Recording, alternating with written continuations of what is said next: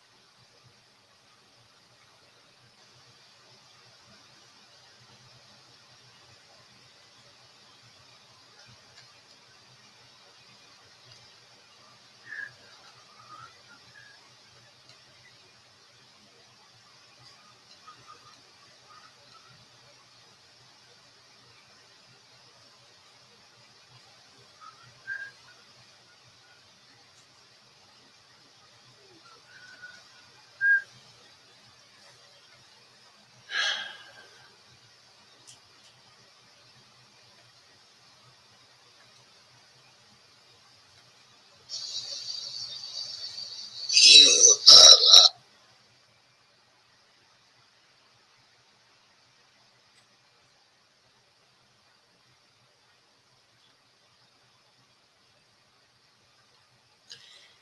Hi there, everybody. Sorry about that squeak at the beginning. I don't know what I was doing there. Hey, Kay. Hi, Dolores. Hi, Deborah. How are you? So please share. Yeah, I did some sharing, but I'm sure it was not enough because Facebook's got me on slow sharing. There's Lana. Hi, Lana.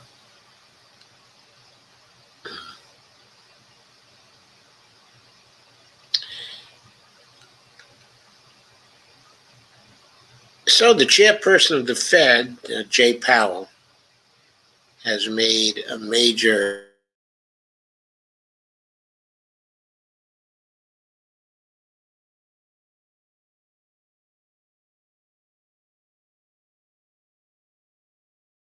sorry, is there?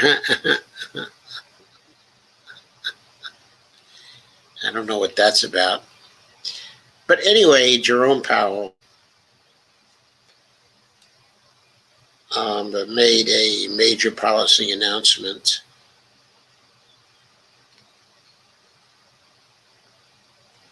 And a lot of people have been commenting on it. It's made news because, as you'll see with some of the background of it, it's really a big change after 40 years. Now, it has been coming for some time, but it's not been here. So,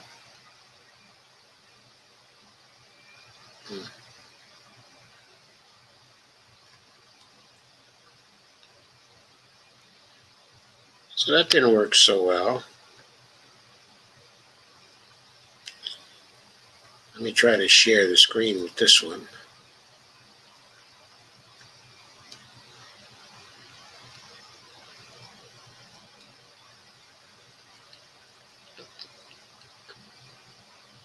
Here we go. That's working. So this is not a copy of the speech by Powell,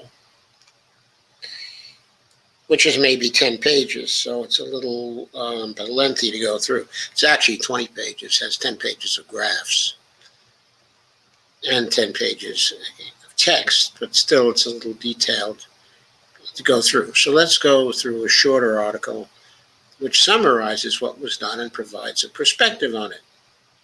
This is an article by Eric Levitz,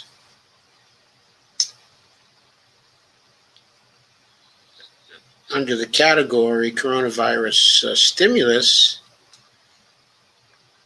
And this was in the New York Magazine. And in the part of that magazine known as the Intelligencer, the title of the article is "The Fed Gives Democrats the Green Light on Large Stimulus." And that is but this article was done on February 11th, 2021, okay, by Levitz. And there's a picture of Powell looking so serious. He's looking rather grim.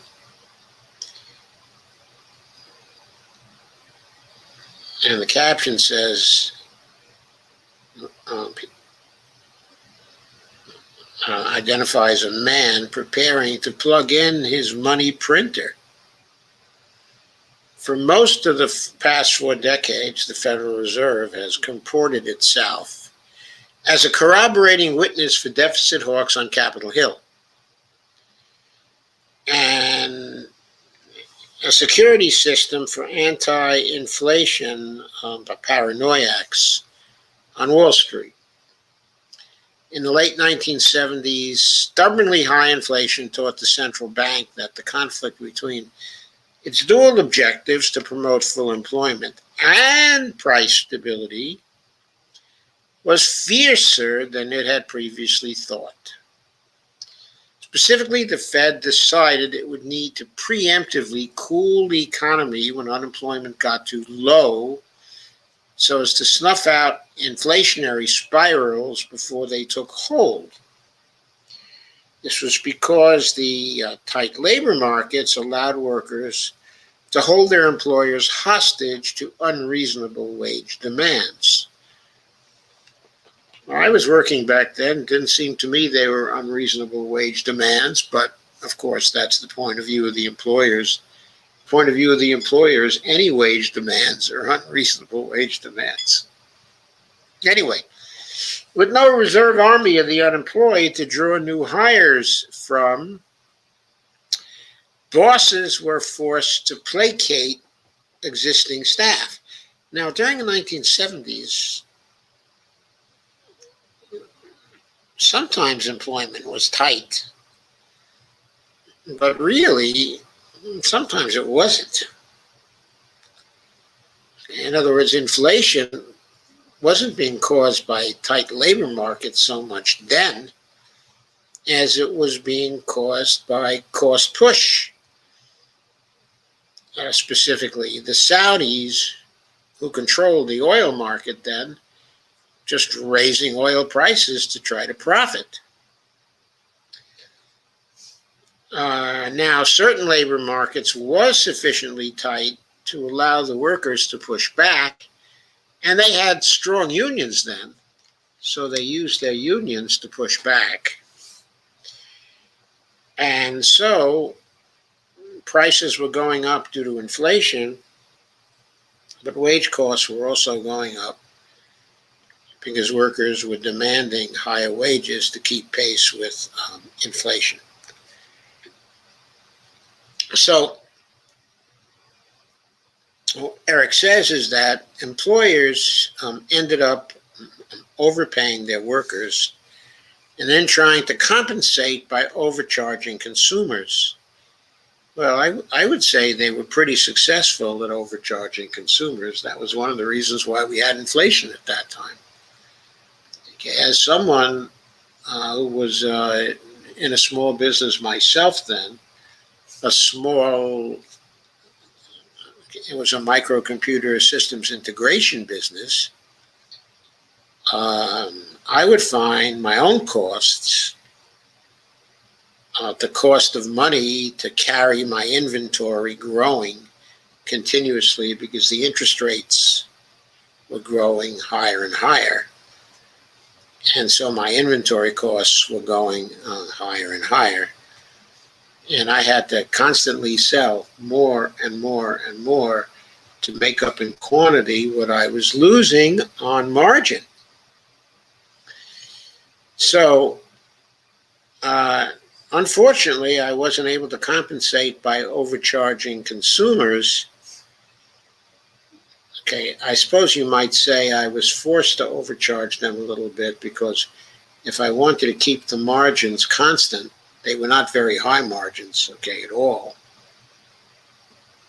And I couldn't afford to let them go because I had a staff to carry. And so I got kind of squeezed because in the business I was in, it was extremely competitive. And I wasn't able to compensate by overcharging consumers very much. But I was forced to raise prices somewhat because my costs were going up.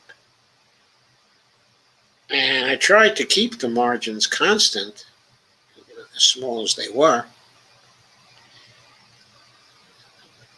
But anyway, I had no feeling that I was overcharging consumers back then. In fact, I was always working to give consumers the best bargain I possibly could because that was the only way I could keep ahead of the others. Anyway, workers, being consumers themselves, responded to such price hikes by extracting even higher wages from their employers, causing employers to enact even more extortionate price increases, setting off a vicious inflationary cycle. Well, there was something to that, though it did not occur in my industry and in my business.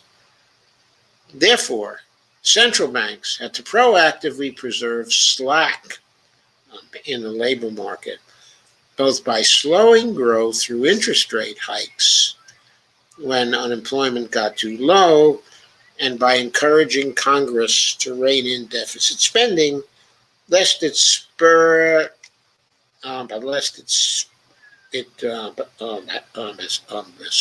excessive demand for labor.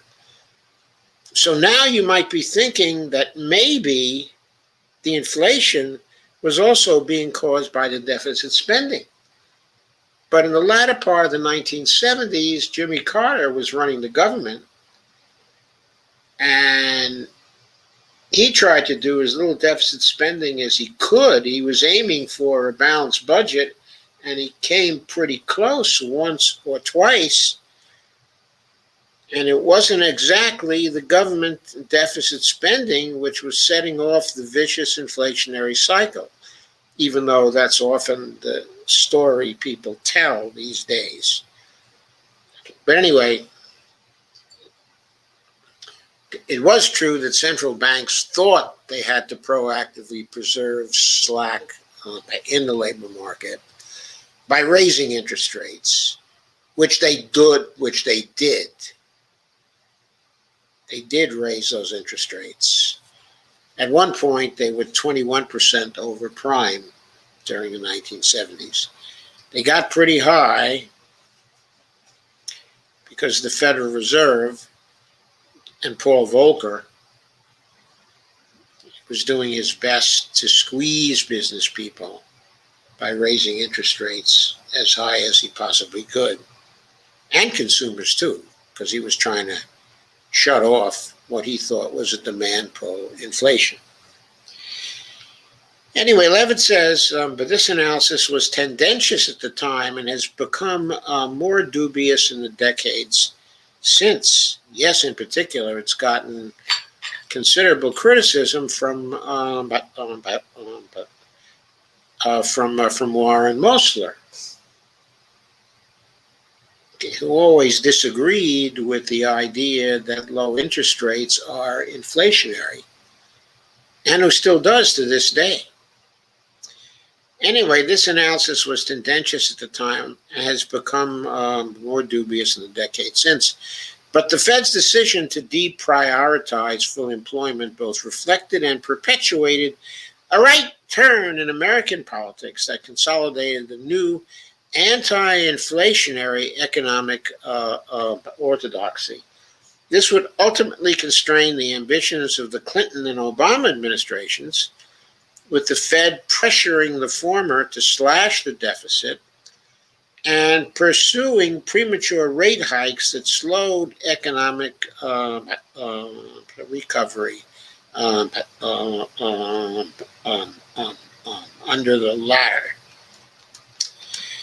But times have changed, and so has the Fed. Under Jerome Powell, the central bank has brought American monetary policy into belated alignment with federal law and empirical economics. Instead of attempting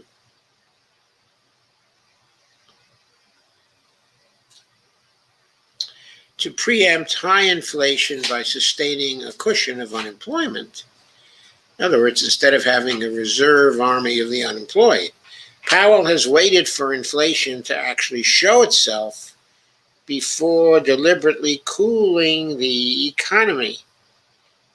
That's a posture he has justified by emphasizing the myriad economic and social benefits of maximizing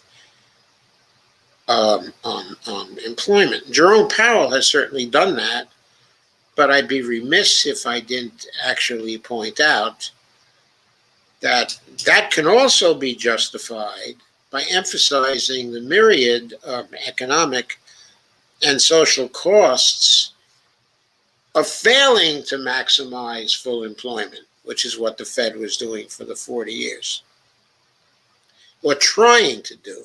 I'm not saying it did that. It was trying to do that. As a result, the Fed's role in American fiscal policy debates has flipped. This week, Joe Biden's $1.9 trillion stimulus plan took on some friendly fire from center-left economists Larry Summers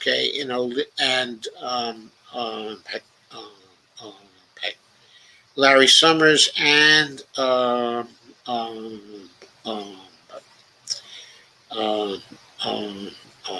and Olivier Blanchard. While both, I would not characterize them as center-left, by the way. I might characterize them as center-right, but I wouldn't characterize them as center-left. While both endorsed the necessity of significant stimulus spending, they suggested Biden's package was excessively large and would risk overheating the economy. which is to say the stimulus would risk injecting more demand into the economy than the nation can satisfy, given the size of its labor force and the productive capacity of its capital stock. And when demand outstrips supply, the result is inflation. So that's the demand pull inflation theory, which is subscribed to by many, but in the case of Summers, okay, and by also Blanchard,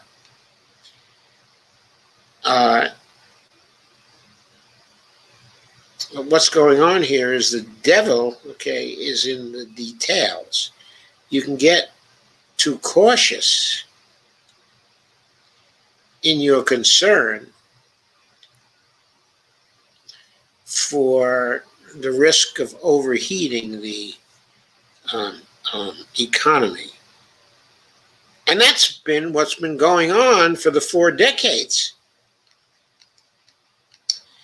On Wednesday, the Fed effectively intervened in this debate. That was Jerome Powell's speech on Biden's behalf. In remarks to the Economic Club of New York, Powell argued that America's actual unemployment rate is not 6.3%, as official data suggests. Okay, in other words, that's the U3 data right now. But 10%, once classification errors are accounted for. That it will take, quote, continued support from both near-term policy and longer-term investments to restore maximum employment, and that had the pandemic not intervened, there is every reason to expect that the labor market could have strengthened even further without causing a worrisome increase in inflation, unquote. That last statement is key. Not only does it suggest that Powell believes the U.S. economy can support an unemployment rate significantly below the 3.5% we saw in early 2020, the statement also implicitly rebukes the Congressional Budget Office's official estimate of how much more demand the economy can accommodate without overheating, which is significant since Summers built his overheating argument around the CBO's historically unreliable estimate of that figure. Biden's chief of staff wasted little time in touting Powell's de facto endorsement of the Biden plan. The danger is not in doing too much. The danger is in doing too little. And then there's a link to Ron Klain's tweet on February 10th, 2021. Biden's chief of staff, of course, is Ron Klain. Powell's remarks were significant for reasons beyond their immediate political implications. For one thing, the Fed chair explicitly disavowed the central bank's past habit of raising interest rates for the sole purpose of keeping a sufficient number of Americans unemployed. Quote, by recognizing the economy's ability to sustain a robust job market without causing an unwanted increase in inflation, we will not tighten monetary policy solely in response to a strong labor market, unquote. What's more, he clarified that since the central bank has repeatedly undershot its 2% inflation target, it will now aim, quote, to achieve inflation moderately above 2% for some time in the service of keeping inflation expectations well anchored at our 2% longer run goal. In other words, Congress won't have to worry about fiscal stimulus triggering higher interest rates until inflation remains above 2% for an extended period of time, which gives lawmakers far more room to maneuver than if the Fed treated 2% as a ceiling rather than a targeted average. Perhaps most significantly, Powell broke with past Fed Chairman Ben Bernanke by arguing that fiscal and monetary stimulus doesn't just accelerate an economy's return to full productive capacity, but rather that stimulus can actually grow the economy's long-term growth potential. Powell argued that strong labor market conditions can heal entrenched damage inflicted by past recessions, unquote, while also expanding the size of America's labor force and thus its productive potential. Here's the key package from Powell. Now, Levitt's quotes from Powell. On the labor force participation rate had been steadily declining from 2008 to 2015, even as the recovery from the global financial crisis unfolded. In fact, in 2015, prime age labor force participation, which I focus on because it is not significantly affected by the aging of the population, reached its lower level in 30 years, even as the unemployment rate declined to a relatively low 5%. That was relatively low, of course, compared to the recession peak of nearly 11%. Also concerning was that much of the decline in participation up to that point had been concentrated in the population without a college degree. At the time, many forecasters worried that globalization, technological change, might have permanently reduced job opportunities for these individuals, and that as a result, there might be limited scope for participation to recover. Fortunately, the participation rate after 2015 consistently outperformed expectations. And by the beginning of 2020, the prime age participation rate had fully reversed its decline from the 2008 to 2015 period. Moreover, gains in participation were concentrated among people without a college degree. And so Levitz now says, that's the end of that quote, Levitz now says, in other words, by facilitating tight labor markets, low interest rates, and high deficit spending did not cause demand to outstrip supply. Rather, they expanded the supply of labor by generating employment opportunities sufficiently appealing to attract discouraged workers off the economy's sidelines. It isn't difficult to imagine how this would happen. For example, if you're a partially disabled worker, you're living in a country with loose labor markets, you may have a hard time finding an employer who's willing to make the accommodations necessary for you to contribute your skills to production. But under the tight labor market conditions, employers will have sufficient incentive to help you comfortably participate in the economy. Well, that's a nice theory.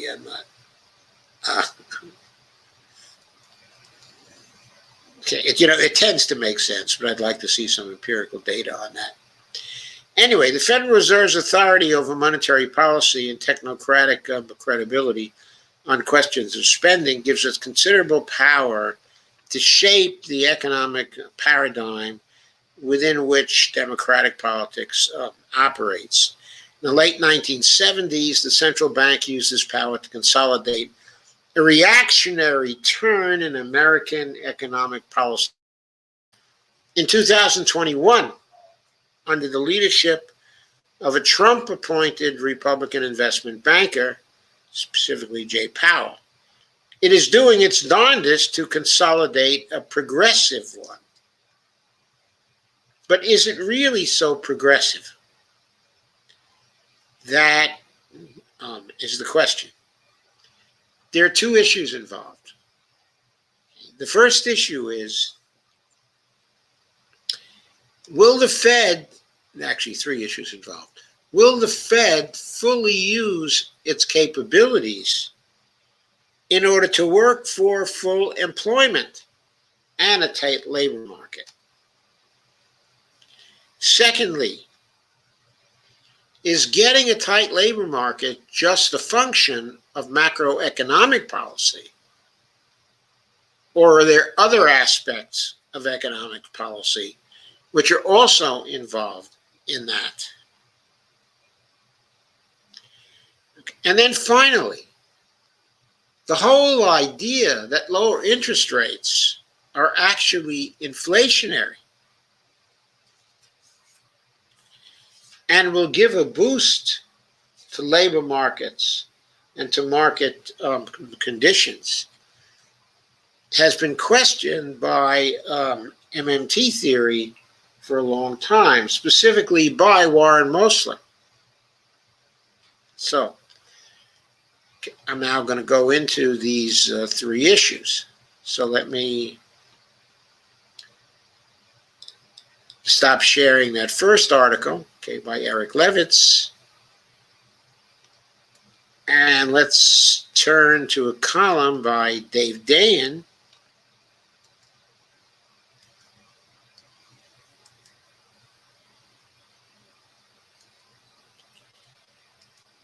I believe this is Friday's First 100 column.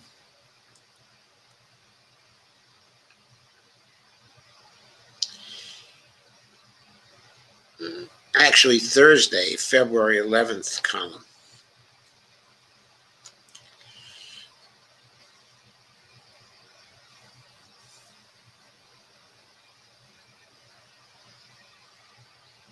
And so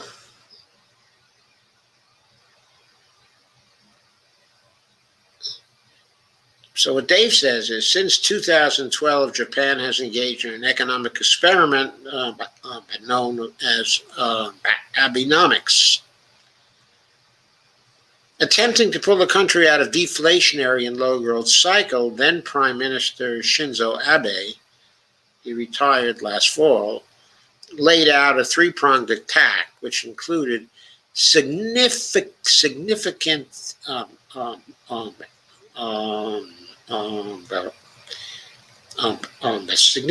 actions involving monetary policy.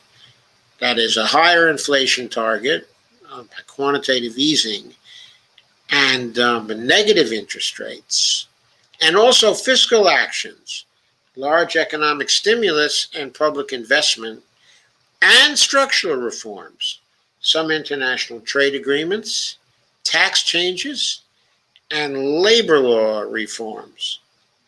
Not all of this was implemented, particularly on the structural reform side, and a doubling of the consumption tax defied the purpose of the fiscal stimulus. In other words, he worked against his own fiscal stimulus by doubling the consumption tax. I believe Japan actually uses a value-added tax. So he doubled that, and that sort of undercut the fiscal stimulus. In the short run, however, employment surged, particularly among women. The weaker yen was good for exports, and the persistently high initial deficit had little impact on economic growth. And the GDP grew at a faster rate than Japan's lost decade during the 1990s, though below the target that Abe had set. Equity markets and large firm profits rose, while wages failed to break out of a long-running stagnation. The inflation goal never got reached as wages stayed flat. Different analysts have different thoughts about the legacy, of Abenomics.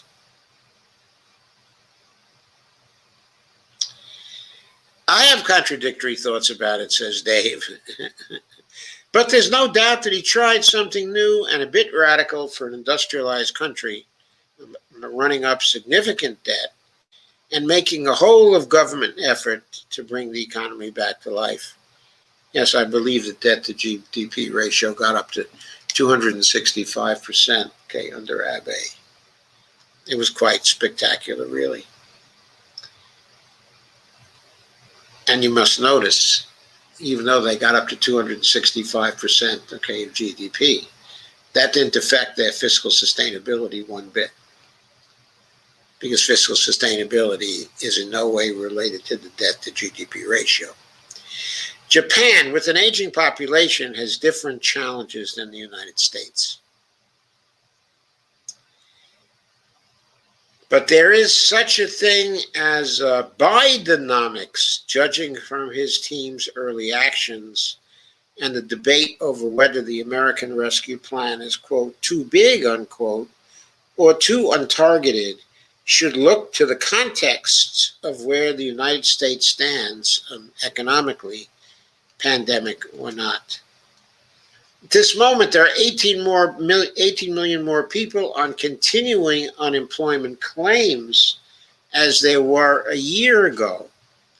Over 11 of them risk losing benefits in a month. Yes, at the end of March.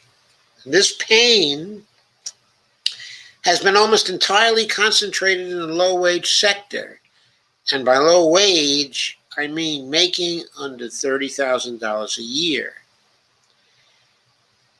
Even now, the Federal Reserve Chair Jerome Powell said yesterday, we have an unemployment rate at around the highs of the great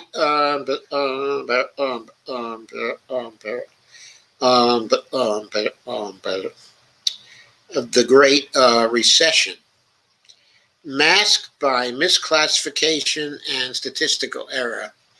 And prior pronouncements by the Fed indicate that the bottom quartile has unemployment rates at the depression level of 20% or more. That comes on top of a situation in America where we have the highest poverty rates in the developed world and among the most threadbare safety nets. Yes, we have.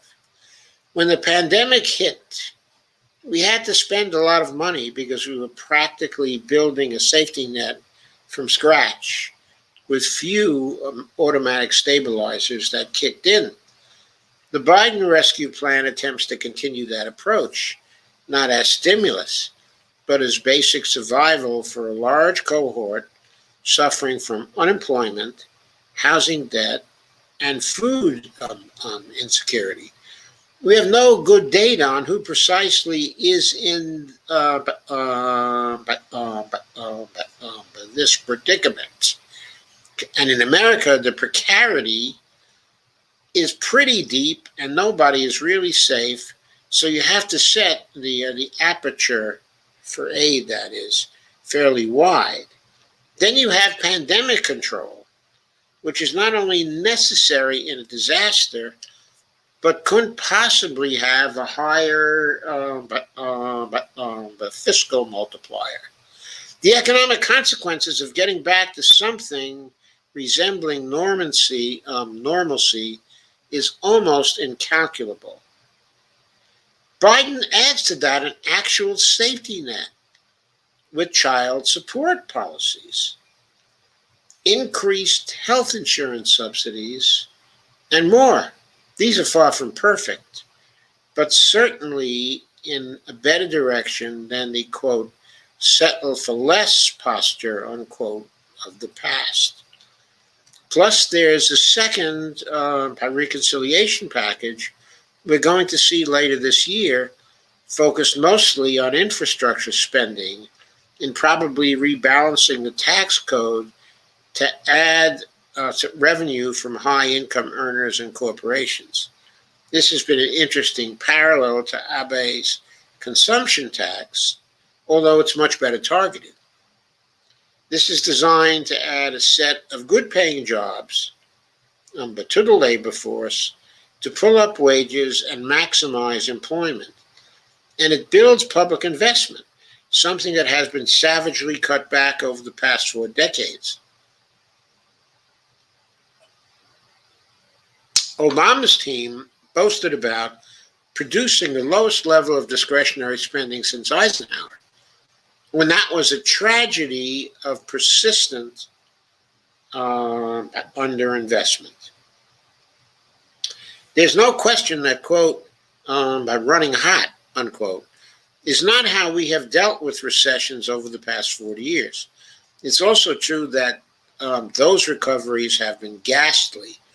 A few years ago, everyone was repeating this chart, which was from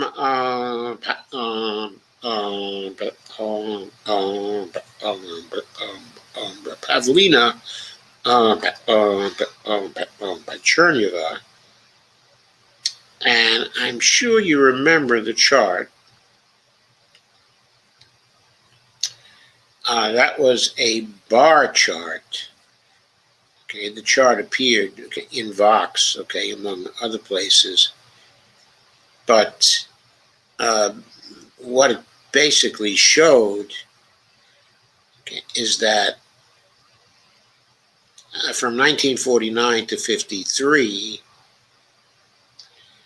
80% of the gains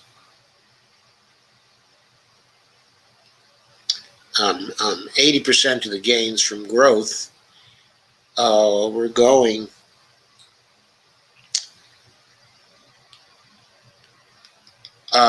to workers and to the middle class, and only 20% at that time, okay, was going to the well-off. Now, in this bar chart, if you move from 1954 to 1957,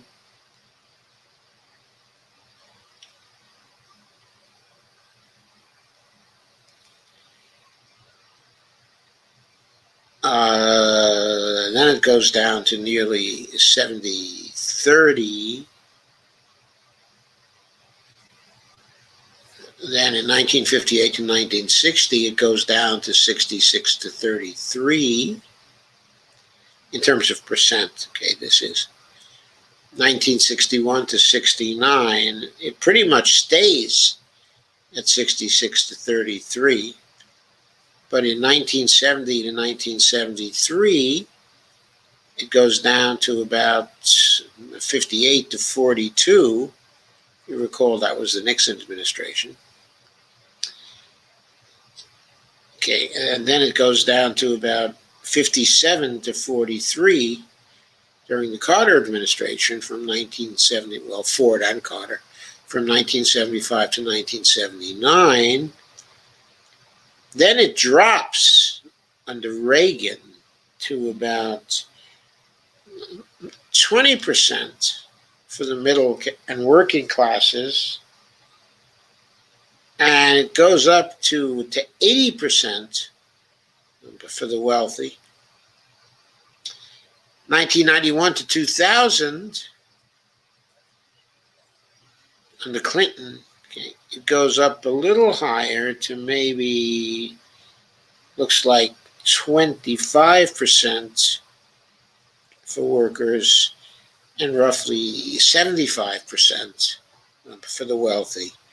In 2001 to 2007, it goes up to 98% for the wealthy and 2% for workers, okay, in the middle class. And the period from 2009 to 2012, okay, which is the recession,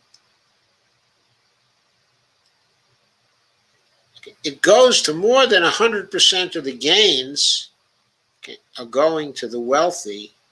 In other words, about 110%, okay, are going to the wealthy. And the gains are negative for the middle and working class from 2009 to 2012. So that was Pavlina's chart. Okay, when I say the middle class or the middle, okay, and working classes, okay, as opposed to the rich. In this case, that means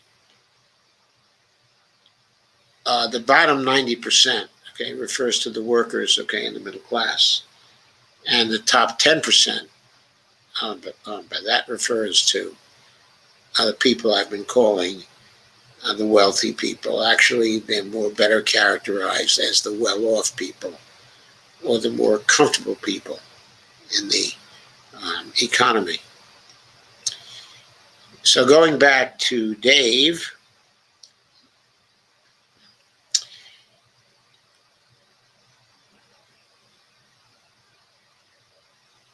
who says that now what was going on in that chart, KF Pavlina's, has completely reversed to the extent that in the last economic cycle, more than 100% of the gains accrued to the top 10%. Part of what the Biden team is thinking through is how to learn from the failed recoveries of the past, specifically how to learn from the failed recovery in the Obama administration, which of course he is most familiar with, that is Biden. Therefore, we have large deficits planned with no concern about inflation. We have fiscal support flowing in beyond what the experts who engineered those bad recoveries, that is Larry Summers, say is needed to fill the output gap instead of just topping up enough to hit a statistical target. Biden's team is buying recovery insurance in the hopes that enough of the money will leak out to support those who actually need it. Well, that would work better if he didn't do trickle down.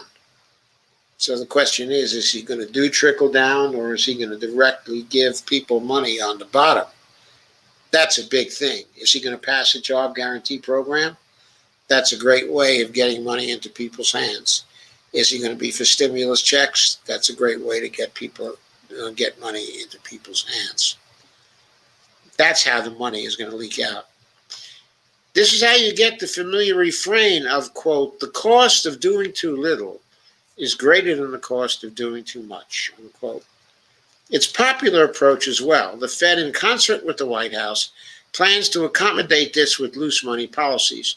But you have a central bank unafraid and eager to accept inflation above target for a little while. You have a policy-making apparatus focused on full employment, unconstrained by persistently wrong arguments about how much the economy can bear.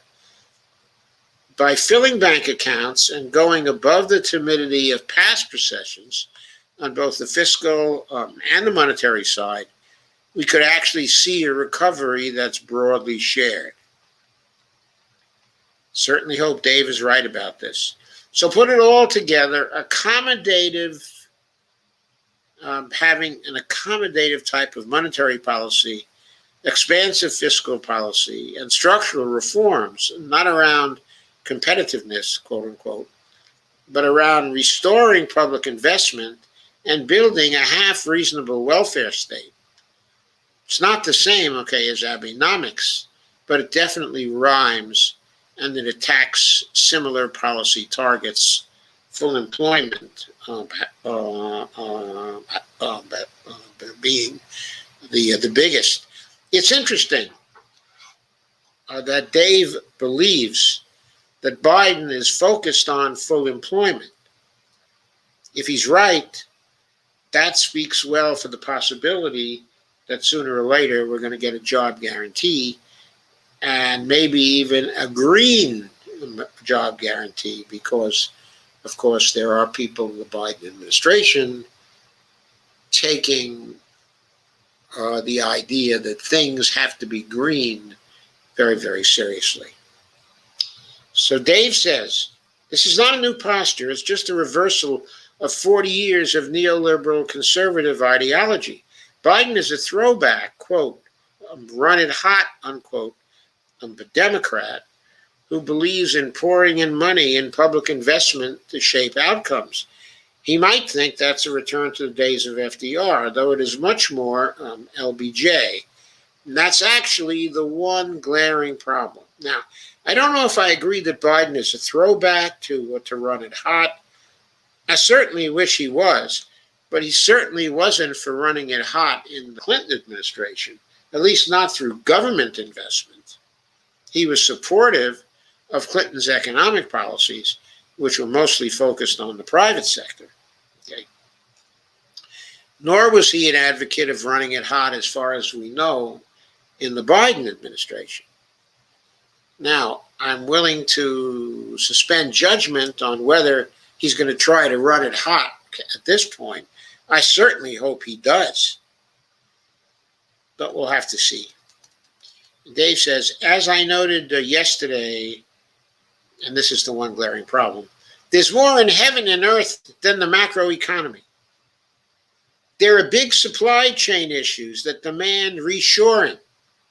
Yes, reshoring means bringing them back from overseas, bringing industry back from overseas, especially in critical areas where we can't afford to run short, like the ability to manufacture vaccines quickly, as well as do the research in order to develop the vaccines. Now, we can do the research here. That was certainly done here.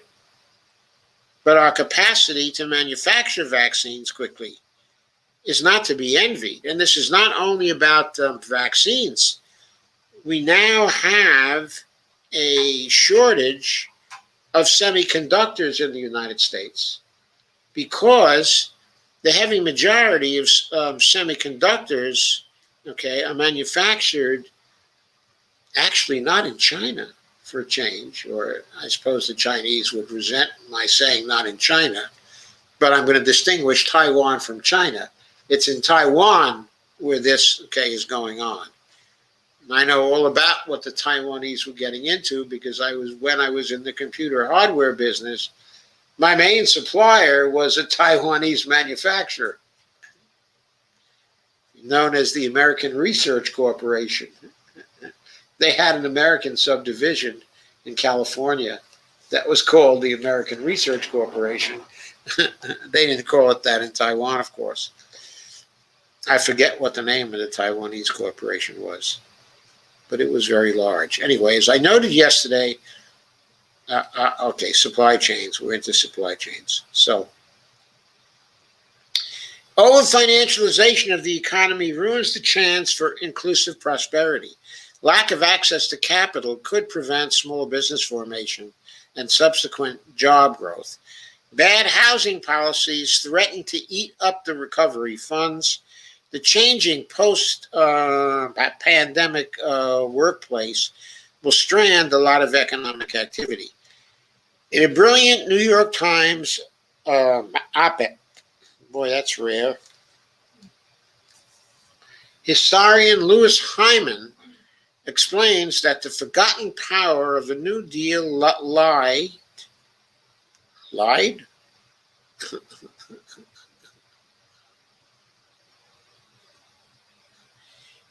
in industrial development. That includes the Reconstruction Finance Corporation's ability to finance public works, the Homeowners Loan Corporation rescue of the public's main capital asset, the Federal Housing Administration's insurance that spurred the modern mortgage system, the funding of rural electrification and the aerospace industry, the policing of corporate power through the Antitrust Division of the Justice Department, and the Security Exchange Act's setting of rules for the financial markets. Roosevelt's project, quote, rejiggered capitalism's tools for socially progressive ends, unquote, routing public investment to the broad middle of society. Now, the lesson here is that untangling the 40-year mess will take more than the right kind of macroeconomic policy.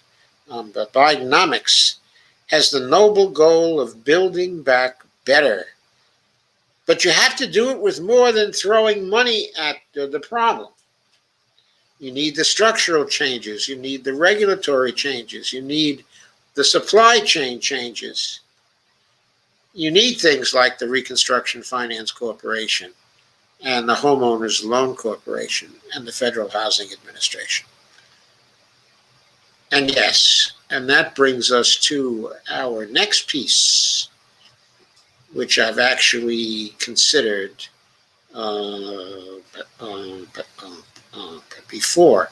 But to relate this to Powell's deal.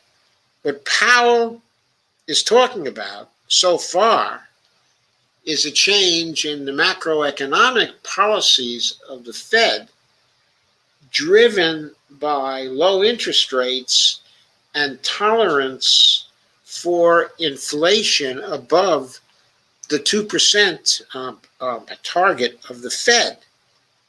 So that's what he's talking about. The question is that really progressive? And if it is it really progressive enough? So let's go back to a piece we've looked at before here. That's one by Nathan Tankis that he did on September 6th of 2020. So let me grab that one for you. And we'll go through the basics. Nathan asked the question, is it legal for the Federal Reserve to provide state and local governments unlimited credit lines? And Nathan's answer, of course, to this question is, yes, it is. And he argued that in a previous piece, he argued that, 5 months ago, I wrote an article, he says, making the case that state and local governments should issue their own complementary currencies to stabilize their financial situations. In that piece, I argued that these complementary currencies would be more successful if the Federal Reserve created swap lines similar to the swap lines that the Federal Reserve offers foreign central banks for these governments. I think that's a brilliant idea. In a separate piece, making the case for the Federal Reserve offering swap lines to the International Monetary Fund, I ran through the Federal Reserve's legal arguments for why it had the legal authority to offer central bank swap lines. My main criticism of the Fed for some time has been the lackluster pricing on the municipal liquidity facility and the Fed's neglect of state and local finances in its crisis response. As a result, I think it's important for me to bring these overlapping arguments into one place. The Federal Reserve has the clear legal authority, without invoking emergency 13.3 powers, to offer unlimited credit lines to state and local governments. The first step of this question is often overlooked, but it is a plain matter of statute. Under Section 14.2b of the Federal Reserve Act, the Fed has the power to buy and sell bills, notes, revenue bonds, and warrants with a maturity, securities, in other words, with a maturity from date of purchase of not exceeding 6 months, issued in anticipation of the collection of taxes or in anticipation of the receipt of assured revenues by any state, county, district, political subdivision, or by any municipality in the continental United States. This is clearly authority to buy and hold state and local government liabilities, such as, I add, state and local government securities. The problem, of course, is the maturity dates. As I wrote a number of months ago, many of the congressional proposals to expand state and local government debt purchase authority in the Federal Reserve are centered around expanding the maturity ranges that the Federal Reserve can purchase. I think the obsession with maturity ranges overlooks the power of the Fed's ability to make credible commitments. While commitments to generate higher inflation are vague, lack clear causal mechanisms, and have no specific audience, if you have a commitment to roll over short maturity debts at certain specified prices, that is specific and clear. In this way, the Federal Reserve can essentially, synthetically, quote unquote, create securities, okay, of any maturity. Want a 30-year security paying 3% interest? Promise to purchase a 3-month IOU and purchase a new one at the same price when the first one rolls off, quote unquote. Alternatively, have a local government issue a security that continues to accrue interest after maturity and commit to holding the security for 30 years. Whatever the specific structure, the point is that the Federal Reserve has an unbounded capacity to create US dollars, and when combined with a believable and credible commitment, it can effectively create securities of whatever maturity necessary out of its ability to buy state and local securities with nominally short maturities. The other offering unlimited credit lines to state and local governments is account-based financial products. This is trickier.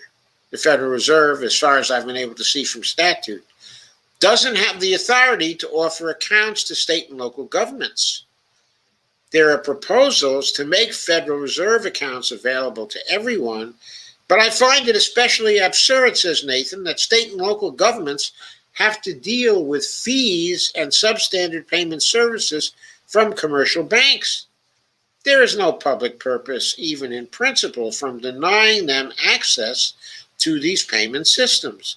Nonetheless, this doesn't interfere with providing unlimited credit lines to state and local governments. The Federal Reserve can simply create a special reserve account for the fiscal agent, i.e. the banker of the state and local governments, while the fiscal agent in turn creates a special checking account for the state and local government. By the way, a very interesting way this can be done would be for all states to found state banks, like the Bank of North Dakota, state public banks. If the states were to do that, those public banks could become part of the Federal Reserve System and could function as the kind of fiscal agent Nathan is talking about here. And they could have a special checking account for the state and local government. Thus, the fiscal agent would serve as a pass-through entity, intermediating the relationship between the Federal Reserve and the local government. It's relevant here that the recent push for creating local banks would facilitate this process greatly. That is, while a state or local government may not themselves have the authority to get a reserve account, they can create a corporation which gets a bank charter and gains Federal Reserve membership, which will then be granted a reserve account. In any case, the state or local government could draw on their credit line as needed, and the Federal Reserve can roll over or simply continually holding the state or local government's IOUs.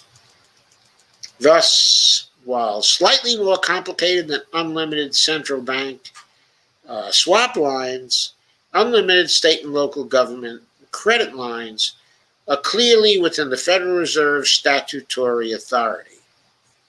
The moral hazard can be dealt with in the credit line agreement. For example, an agreement might require state and local government not to cut spending in aggregate during the recession.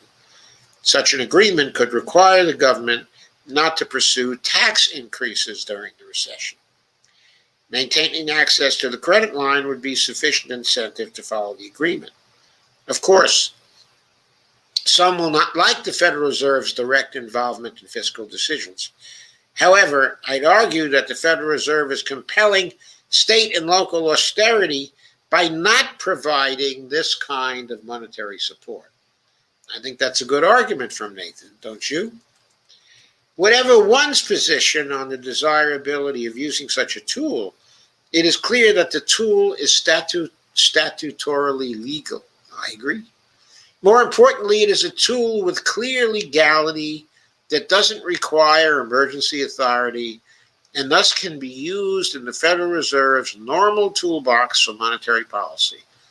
In fact, I suspect that the Federal Reserve will end up using this tool or something like it in response to additional economic fallout from the coronavirus depression, either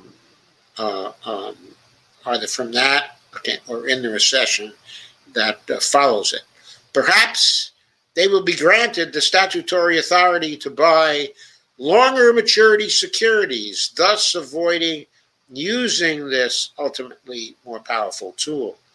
I think they should have already deployed this tool, and in general, the relative unattractiveness of the municipal liquidity facility is a dereliction, of duty. Yes, I think it was too.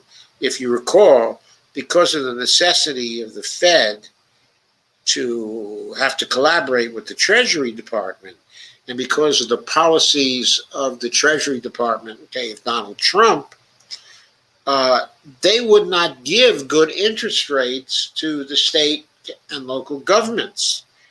So very few states could afford to use the liquidity facility, which had been set aside for them, because the interest rates were too high. They were charging them 4%, something like that.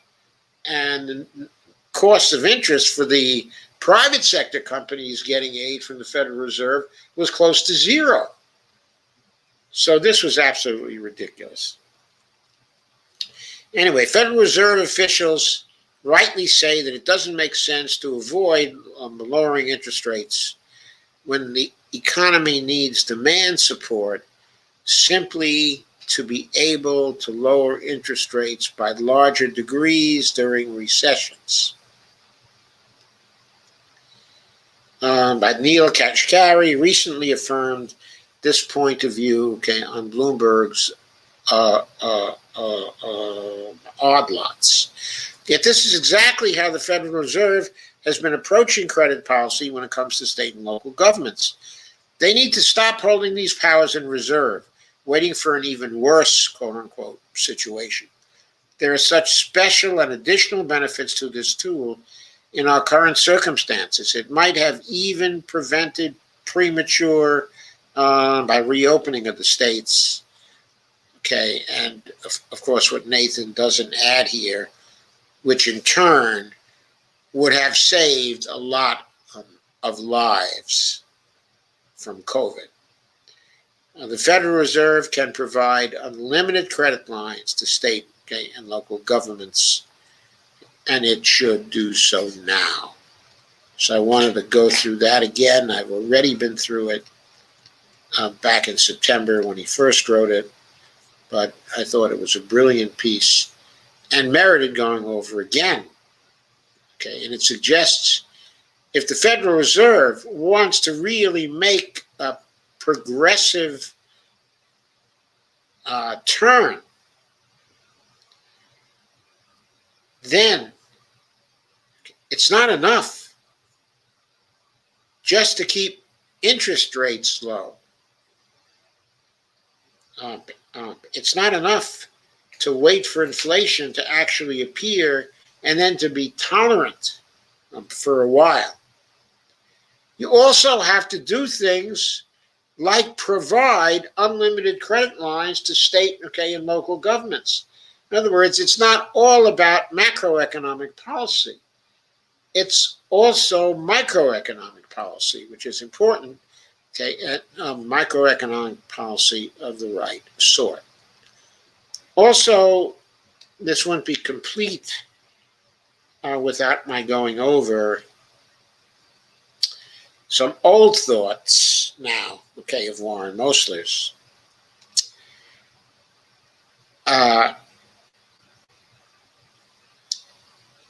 So Warren has never believed that low rates are stimulative, of the economy. And he states the conventional view, which is obviously subscribed to by Jay Powell right now,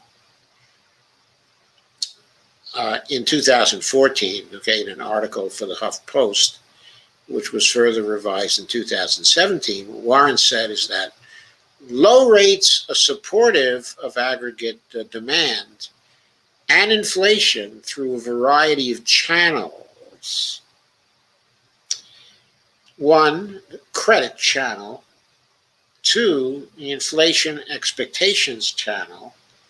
And three, the foreign exchange channel. Warren then says, the problem with the mainstream credit channel is that it relies on the assumption that lower rates encourage borrowing to spend. I suppose I have a comment like that. Okay, when I was in business, I was never encouraged by lower rates to spend, okay, on inventory. What I was encouraged by was sales. It was sales. I had the opportunity to make more sales. So I needed to carry more inventory to be able to make those sales. It didn't matter to me whether the interest rates for the inventory were going up, okay, or going down. All I knew was that in order to make those sales and make a profit, I just had to have the credit. And whether the rates were lower or the rates were higher didn't matter that much to me. And because I would, as far as I could, pass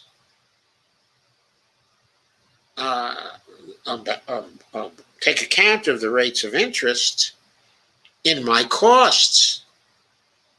And I would compute a profit margin, okay, above my costs that I needed to have. And since mine was a very competitive industry, I wasn't trying to lift up the margins high. I was only trying to lift up those margins so that I could stay in business.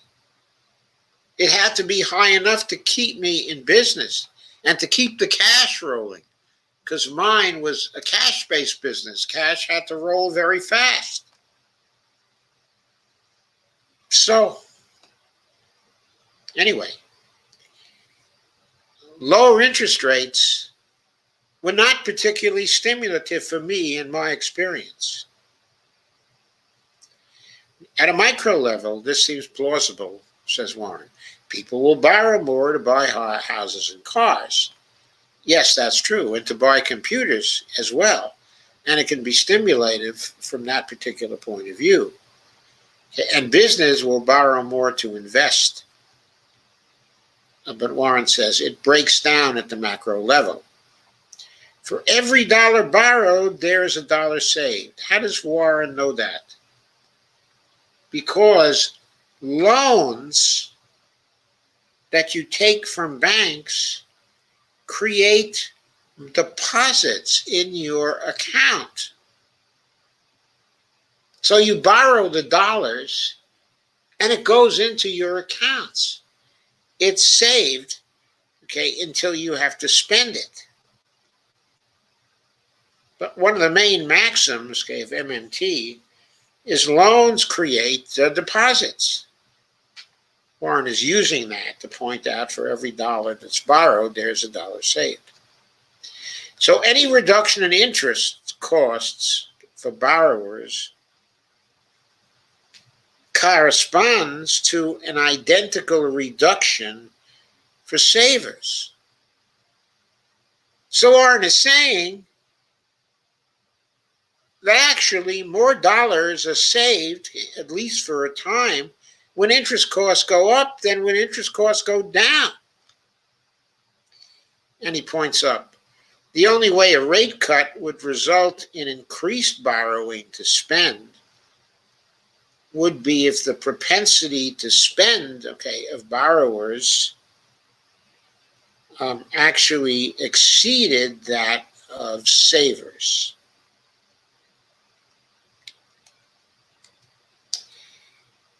So that's a good point. But There's no evidence that that's what happens. Warren points out the economy, however, as a whole, is a large net saver, as government is an equally large net payer of interest on its outstanding debt. So when government pays money on its outstanding debt, that is money that is input into the economy and is saved by those private sector people who are holding debt instruments. Therefore, rate cuts directly reduce government spending and the economy's private sector's net interest income. Then he says, in looking at over 2 decades of zero rates and quantitative easing in Japan, 6 years in the United States, and 5 years of zero and now negative rates in the EU, the data is also telling me that lowering rates does not support demand, output, employment, or inflation. In fact, the only arguments that they do are counterfactual. The economy would have been worse without it, or that it just needs more time.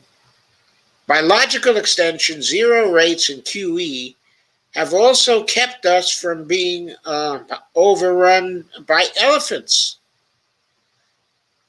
notwithstanding that they lurk in every room, he jokes. So what he's saying there is, well, you can do that kind of counterfactual to support anything. And of course, he's right. Wonder if he read any of Nelson Goodman's work on counterfactual and the philosophy of science. Very interesting stuff in relation to the logical problem, the induction problem in philosophy of science. So, and Warren goes on, the second channel is the inflation expectations channel. This presumes that inflation is caused by inflation expectations, with those expecting higher prices to both accelerate purchases and demanding higher wages, and that lower rates will increase inflation expectations. And Warren says, I don't agree. First, with the currency itself a simple public monopoly, as a point of logic, the price level is necessarily a function of prices paid by government when it spends and or collateral demanded when it lends, and not a function of inflation expectations. He's saying here the cause is the prices paid by governments, because those are the lowest prices in the economy, and other prices are benchmarked to prices paid by governments. So he discounts inflation expectations channel as a cause of inflation at all. And he also reasons, and the income lost to the economy from reduced government interest payments works to reduce spending regardless of inflation expectations. Nor is there evidence of the collective effort required for higher expected prices to translate into higher wages. At best, organized demands for higher wages developed only well after the wage share of GDP falls.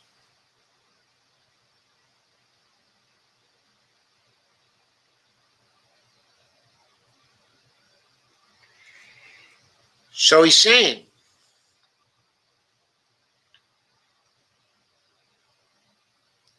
that when prices rise, they do not immediately translate into higher wages. You've got to have the collective effort by labor, which always lags between prices going up.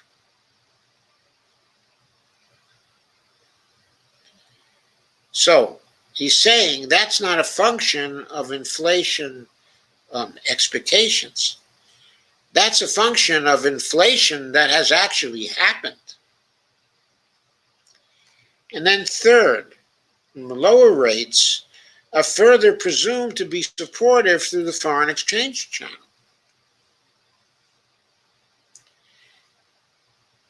What the conventional wisdom says is that causing currency depreciation that enhances competitiveness via lower real wage costs for exporters, along with an increase in inflation expectations from consumers facing higher prices, for imports. But he says, I also reject the presumption that lower rates cause currency depreciation and inflation, as does most empirical research.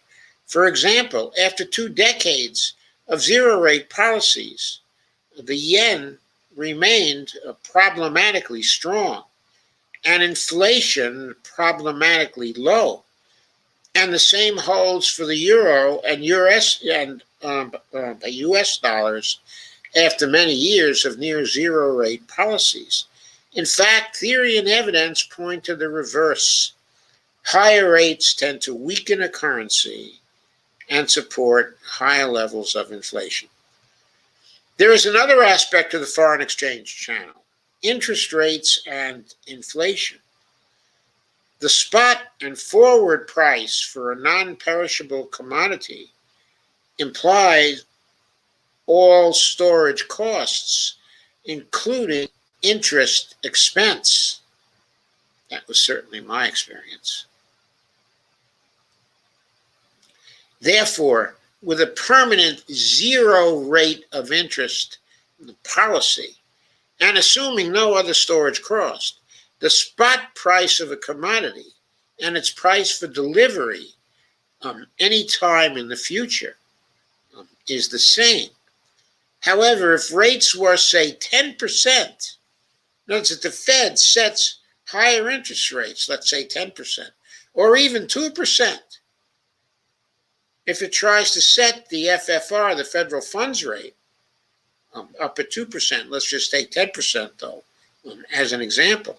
If rates were, say, 10%, the price of those commodities for delivery in the future would be 10% annualized higher. That is, a 10% rate implies a 10% continuous increase in prices, which is the textbook of the definition of inflation. It is the term structure of risk-free rates itself that mirrors a term structure of prices, which feeds into both the costs of production as well as the ability to pre-sell at higher prices, thereby establishing, by definition, inflation.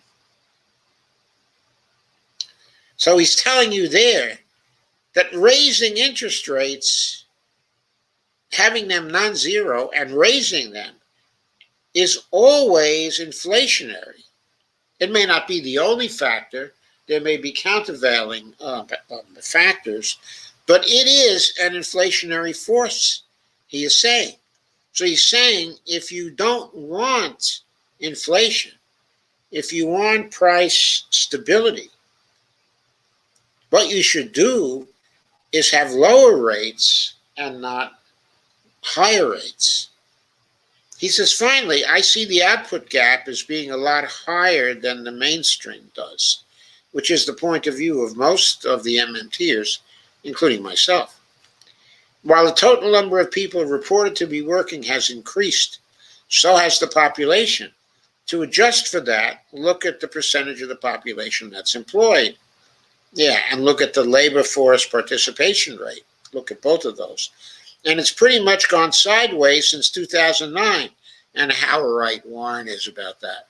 While in every prior recovery, it went up at a pretty good clip once things got going. But not recently, it hasn't gotten going. I think the labor force participation right now is somewhere down, haven't looked at it of late, but I think it's somewhere down at 1.61 and something like 61%. At its peak, it was something like 68 or 69%. That's 6%. 6% of the labor force. That's a lot of people. It's 10 million people.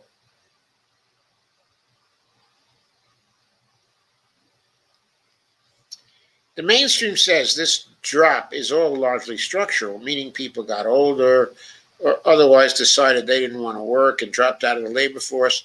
The data clearly shows that in a good economy this doesn't happen, and certainly not to this extreme degree.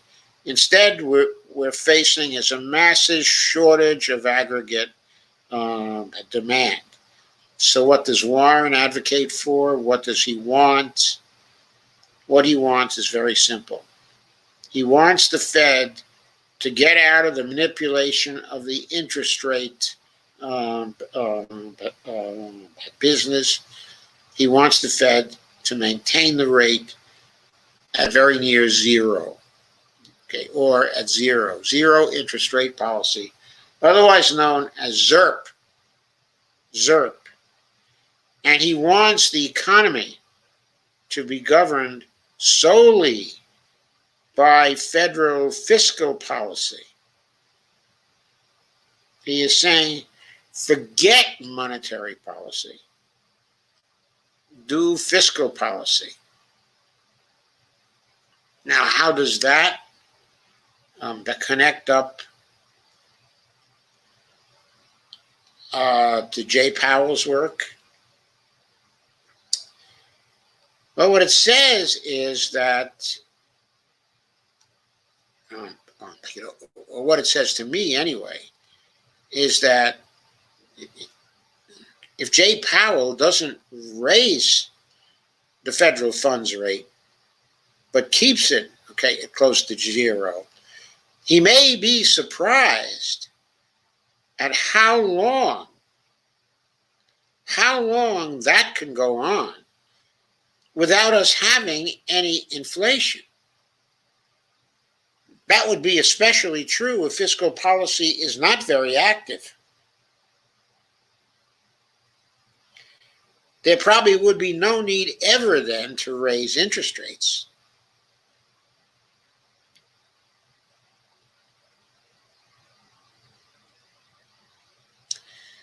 So, in actually adopting the policy he's adopted,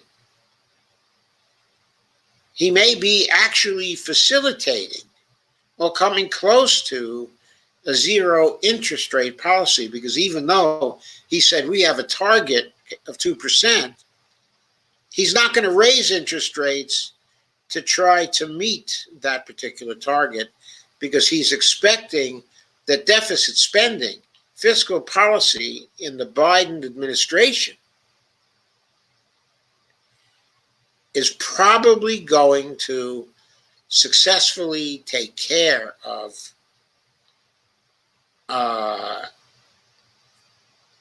keeping things below what his target inflation rate policy is. He doesn't have to worry about it. Let the federal government with its fiscal policy handle it. That's what I think that Warren is expecting. And again, that's because the three channels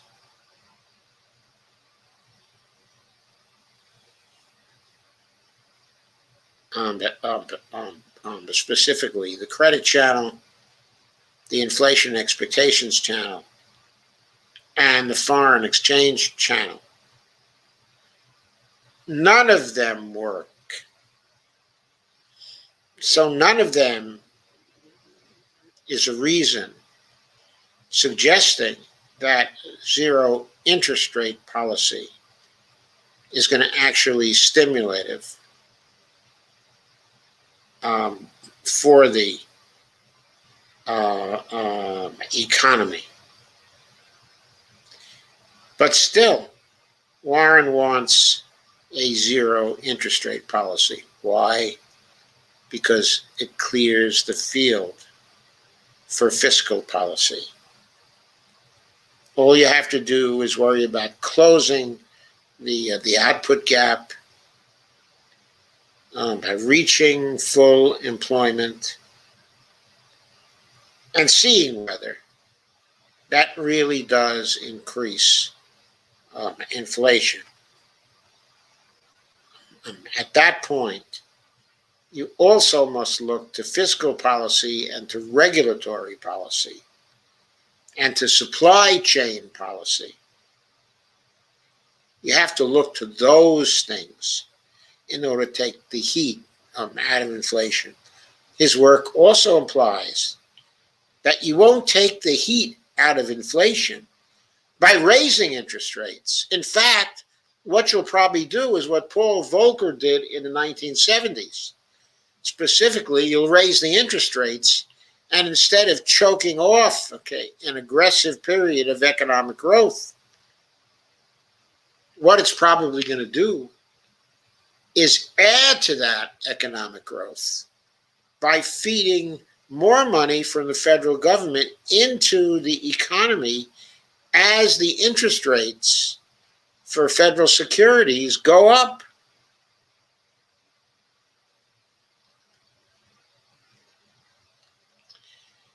So for Jerome Powell, if his intention is to take a progressive turn, what he needs to do is steady as she goes with respect to the interest rate, making loan facilities available to state, and local government at the same low interest rates that the private sector firms get. And then, of course, I'm going to add what they also ought to do is to collaborate with the Treasury Department when it starts making aggressive moves which are designed to facilitate fiscal inputs,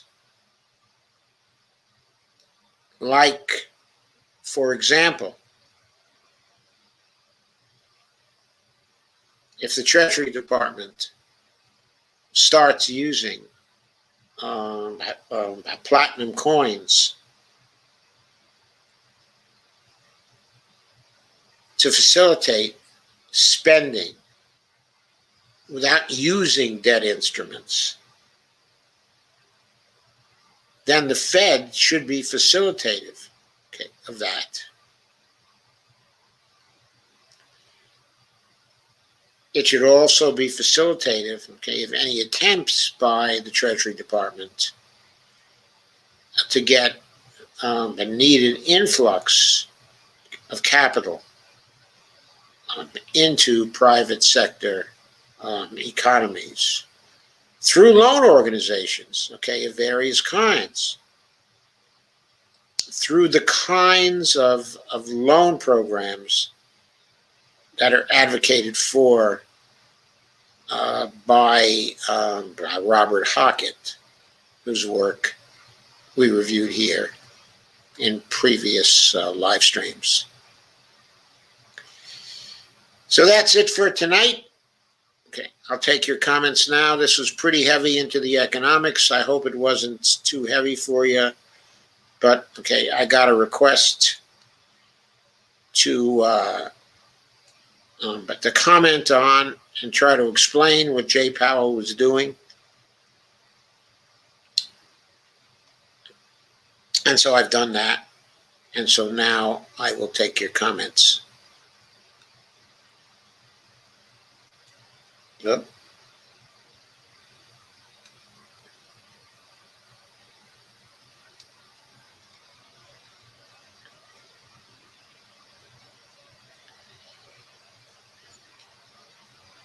And Sandy Degg says hi. Kay, of course, says hi. Steve Wolfman says hi. Kay says, I remember waiting an hour more to get back get gas back then. Yeah, that was a really tough time to get gas. And Lana says, going to get on my TV and watch on my TV for a bit, on my treadmill, watching my TV for a bit.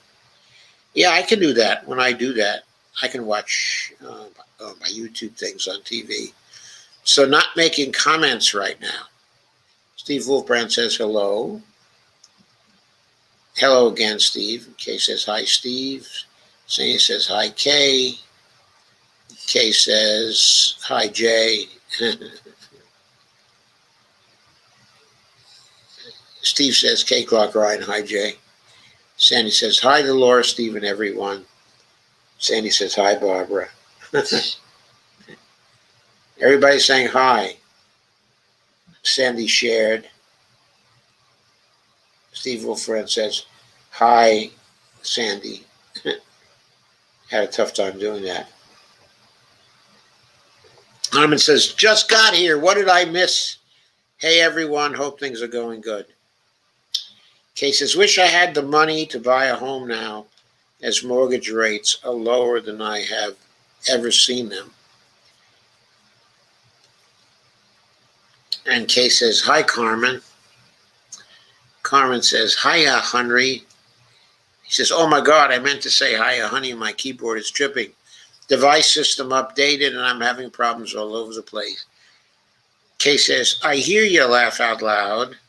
Carmen says, where's or canine a la barbecue? Where's old canine a la barbecue?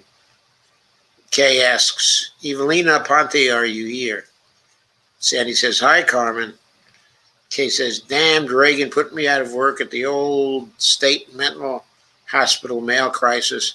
Best job I ever had. I was a CWA, a union member too. And Carmen says, hi, Sandy. Saw your cute fur baby memorial earlier on Facebook. Sandy says, she's my sweet girl. Carmen says, adorable baby. Kay says, my little Sasha was my best friend and kid for her, 14 years, still miss her. Carmen says, wow, that's a long time. I bet you do. Sandy says, I wish their lifespan was longer. Carmen says, so maybe Biden grew a heart like the Grinch did. Kay says, Carmen Sasha picked me, laugh out loud. My daughter dropped her off at mom's so I could house break her while she went out of town for a couple of weeks. When Amber got back, Sasha bit her. She wasn't going anywhere, laugh out loud.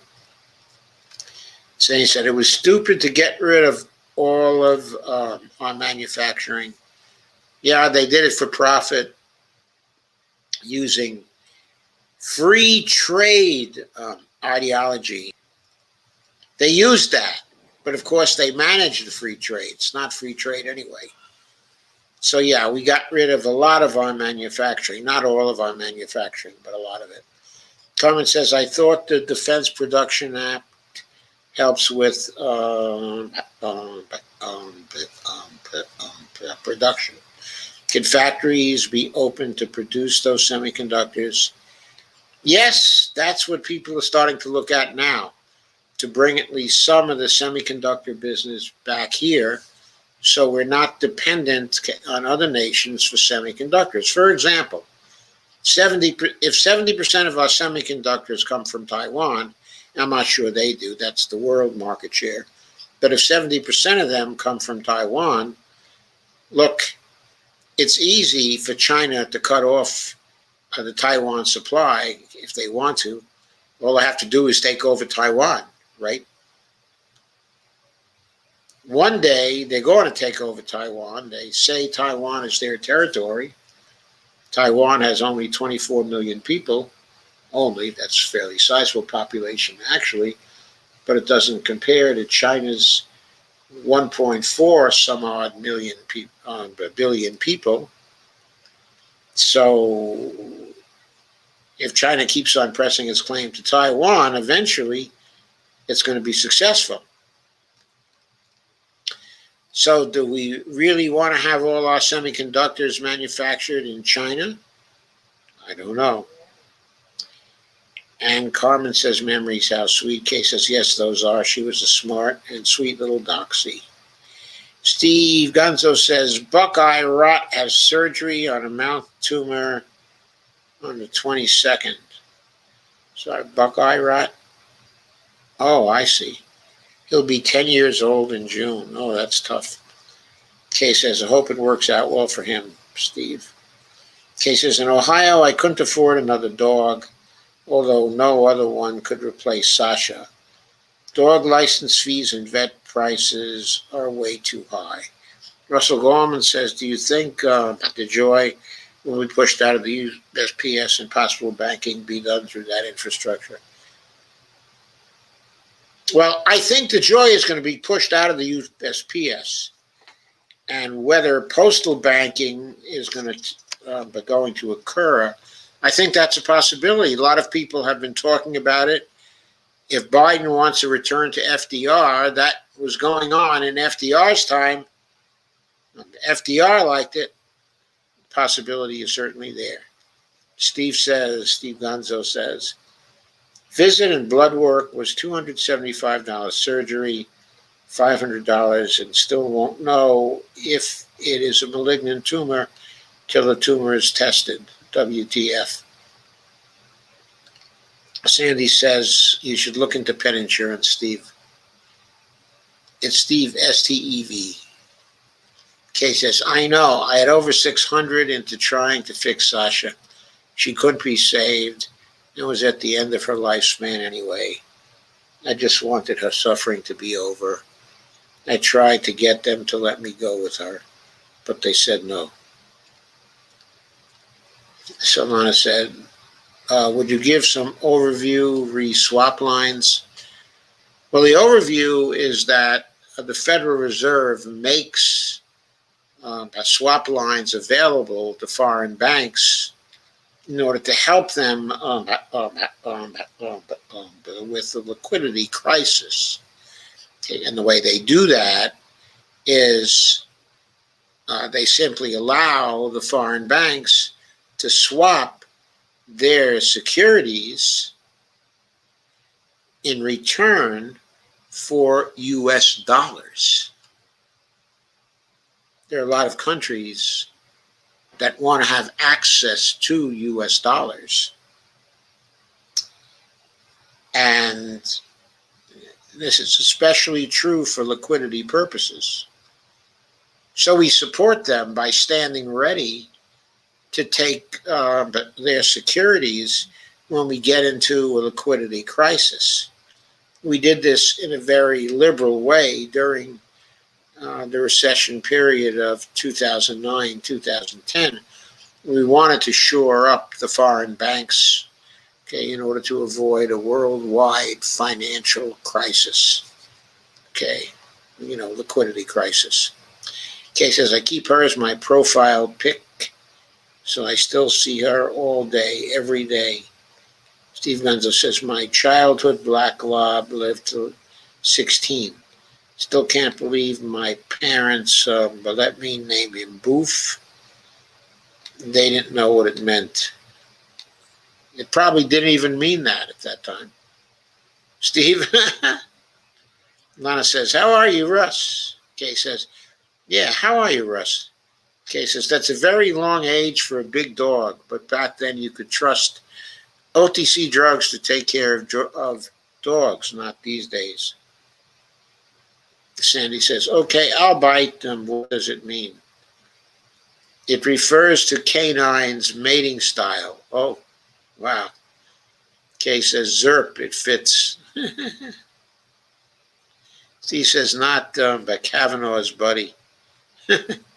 Talking about dogs and listening to good economic policies. It doesn't get any better than this, Joe, and everybody else. Kay says, love the info, Joe. Great live stream. Oh, thank you, Kay. Sandy says, I have Joe on my TV too. Yes, but are you working out on your treadmill at the same time, Sandy? Sandy says, we are like the Waltons. Hi, Jim Bob. Carmen says, "'Twas deep economic stuff, but it made sense on so many subconscious levels. I may not remember all the economic terminology, but I get the big picture right away." Yeah, Warren is very good at supplying the big picture in just a few words.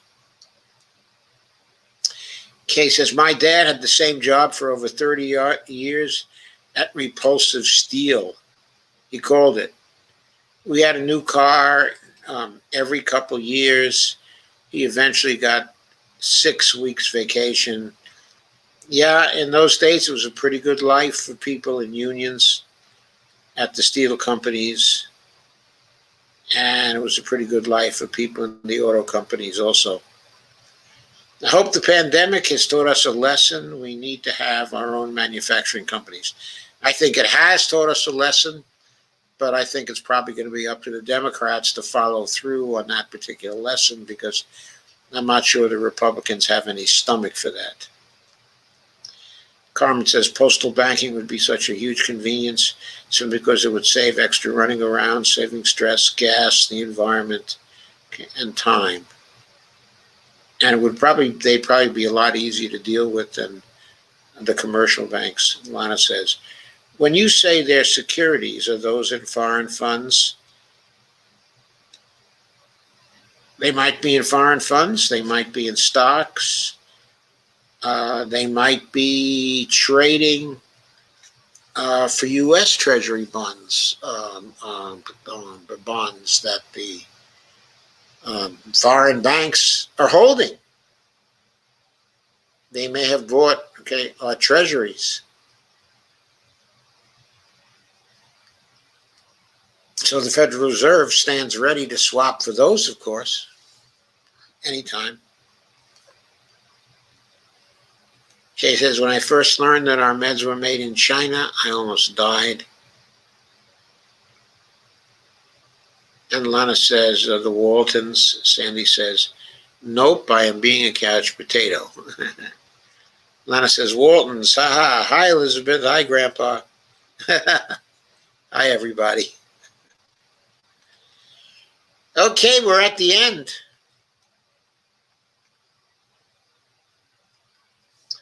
So Susan Eldridge requested that I cover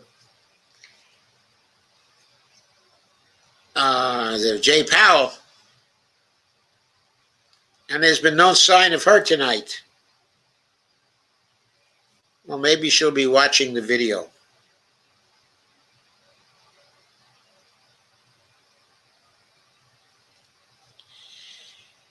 Anyway, folks, I think that does it for me tonight. And Dolores says thank you and good night. Thank you and good night, Dolores.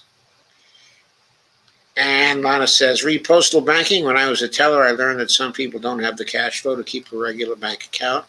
Postal banking would be awesome. And I work for a big bank." I know.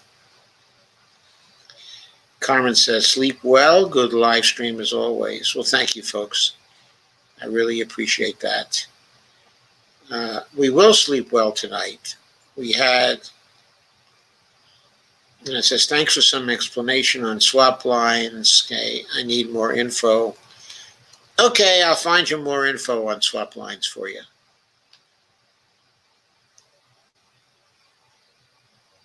Lana says good night. Anyway, what I was saying was, we took our second shot of the vaccine yesterday. And we had some reactions today, okay, a little tiredness. Also last night, I suppose because I was drinking a lot of water. You're supposed to drink, a lot of water. But I was up 4 times during the night to go to the bathroom. So I'm usually someone who can immediately fall back to sleep, which I did in those cases. Okay, but still. At various times, I noticed, during the night that I was unnaturally cold and feeling chills. But the more I slept, the more that went away. And so then in the morning, I was feeling a little off, but things were much better. No, there was no bad weather here. 28 degrees. Well, it was cold. Yeah, it was 28 degrees, and it snowed a little in the afternoon. So it has snowed, okay, just a little. But of course, we went for the vaccine yesterday. There was no snow yesterday, so it was clear sailing all the way and all the way back. And I guess the whole process took us about a half hour, about 15 minutes to stand online until we could get the vaccine. And then about 15 minutes socially distanced in a room because we had to sit around for 15 minutes. So, oh God, it's -5 in Minnesota, in Minneapolis. I know it gets awfully cold there. And Lana says, UT. Kay says, lucky you if I have to get up. Okay, I don't get back to sleep. So anyway, I was feeling a little off, though, for a good part of the morning and for a good part of today. Then I got to feeling better after dinner, or at dinner. I realized in part I was probably hungry because I didn't eat a lot today. I didn't follow my normal diet today because I was afraid of throwing myself off further. Anyway, by the time I got to the live stream tonight, I was feeling fine. And the longer I've live streamed, the better I felt. So thank you, Lana. Yeah, I'm glad it wasn't a severe reaction either. I think it's about over, as far as I can tell. Bonnie's had something of a reaction too. She's been tired all day. And she slept maybe 10 hours last night, okay, as well. Carmen says, glad you and Bonnie Boo did well with vaccine. Thank you, Carmen. I think we have done well with it. Okay, so that's it. Good night again. Figured I'd give you a little of my vaccine experience, my latest vaccine experience. We did Moderna. Yeah, we got the Moderna vaccine, of course. We have to wait for a couple of weeks until it's really effective. Sam says, I've been having dreams that I am lost constantly since the pandemic. Have a great night, great live stream. Thank you, Joe and Bonnie and everyone. Thank you for coming, Sandy. Have a great night, everybody.